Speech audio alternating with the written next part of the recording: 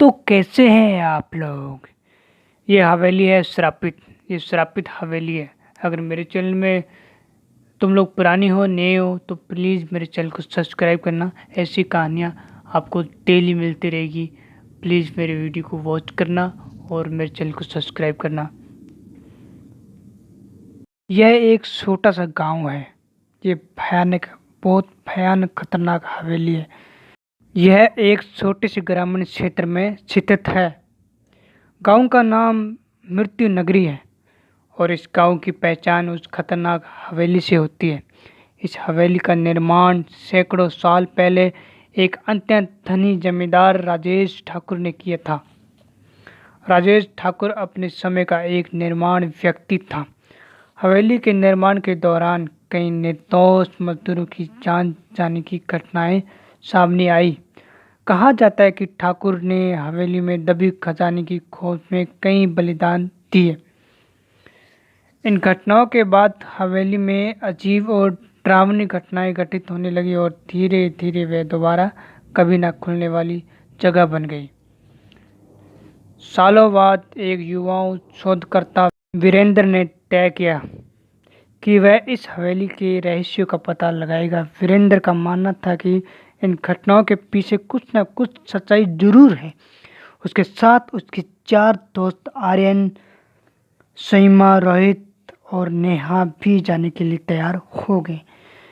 एक दिन सभी मित्र पूरी तैयारी के साथ हवेली की ओर निकल पड़े। हवेली पहुंचते ही उनकी आंखों के सामने एक विचित्र दशा था। टूटे फूटे दरवाजे, खिड़कियों पर जाले, बड़ी बड़ी दीवारें और चारों तरफ सन्नाटा। हवेली की दीवारों पर पहुंचकर वीरेंद्र ने अपनी मशाल जलाई और सब अंदर की ओर बढ़ गए। जैसे ही उन्होंने हवेली में कदम रखा, चारों ओर सन्नाटा बढ़ गया और हल्की हल्की ठंडी आवाज चलने लगी। फिर क्या, उन्होंने हवेली के भीतर हिस्सों की जांच शुरू कर दी। हर कक्ष में अजीब और डरावनी चीजें थी। टूटे हुए फर्नीचर, जमीन पर खून की बूंद बूंद और दीवारों पर अजीब सी निशान। जांच करते करते वे हवेली के एक बड़े हॉल में पहुंचे जहाँ एक राजसी सिंहासन पड़ा था। सिंहासन देखकर उन्हें महसूस हुआ कि यहाँ कुछ रहस्य में है। जैसे ही उन्होंने सिंहासन को छुआ, पूरा कक्ष अंधेरे में डूब गया और हवा में ठंडक पड़ गई। अगले ही एक पल भूतिया आकृति उनके सामने प्रकट हुई। मुझे तो बहुत डर लग रहा है।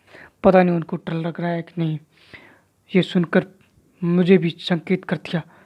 वह आकृति राजेश ठाकुर की आत्मा थी। वह आकृति और किसी की नहीं बल्कि राजेश ठाकुर की आत्मा थी। आत्मा ने क्रोधित आवाज में कहा, इस हवेली में तुम्हारा स्वागत है, लेकिन जो भी मेरे रहस्य को जानने का प्रयास करेगा उसे मुझसे सामना करना होगा। वीरेंद्र और उसके दोस्त पूरी तरह डर गए, लेकिन उन्होंने साहस दिखाया। वीरेंद्र ने आत्मा से पूछा, हम यहाँ सच जानने आए हैं। तुम किसी विशेष कारण से श्रापित किए गए हैं। हम कैसे मदद कर सकते हैं? आत्मा ने बताया, मुझे मेरे कर्मों की सजा मिली है। मैंने कई निर्दोषों की बलि दी थी, इसलिए मुझे ये सजा मिली। अगर तुम मेरे हाथों मारे गए, अगर तुम सच में निर्दोषों की आत्माओं को शांति दिला सकते हो तो मैं भी इस श्राप से मुक्त हो सकता हूँ। वीरेंद्र और उसके दोस्तों ने आत्मा की बात मानी और ठान लिया कि वे निर्दोषों की आत्माओं को शांति दिलाने के लिए कुछ भी करेंगे। उन्होंने हवेली के तहखाने की ओर कदम बढ़ाए जहाँ कहा जाता था कि उन निर्दोषों की आत्माएं बंद थी। तहखाने में प्रवेश करते ही एक भारी दरवाज़ा उनके सामने आया। जैसे खोलने के लिए उन्हें ऊपरी मंजिल से चाबी लानी पड़ी। ऊपरी मंजिल पर पहुंचते ही उन्होंने एक पुराने संदूक में वह चाबी पाई। चाबी लेकर वे तहखाने में वापस लाए और दरवाज़ा खोला। जैसे ही दरवाज़ा खुला, उनके सामने भयानक दृश्य प्रकट हुआ। तहखाने के अंदर खून के बूंदे बूंदे पड़ी थी और दीवारें, भूमि और जगह जगह हवेली के निर्माण के दौरान मारे गए मजदूरों की आत्माएं घूम रही थी। आत्मा बहुत दुखी थी और उनके चेहरों पर दर्द झलक रहा था। वीरेंद्र ने आत्माओं से बात की और उन्हें शांति दिलाने का आश्वासन दिया। वीरेंद्र और उसके दोस्तों ने आसपास के मंदिर से पवित्र जल और मंत्र लेकर आत्माओं की शांति के लिए पूजा की। पूजा के बाद आत्माओं के चेहरे पर शांति झलकने लगी और वे धीरे धीरे अदृश्य हो गई।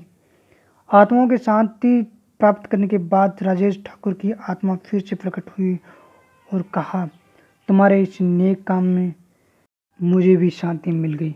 मेरी आत्मा अब मुक्त हो रही है।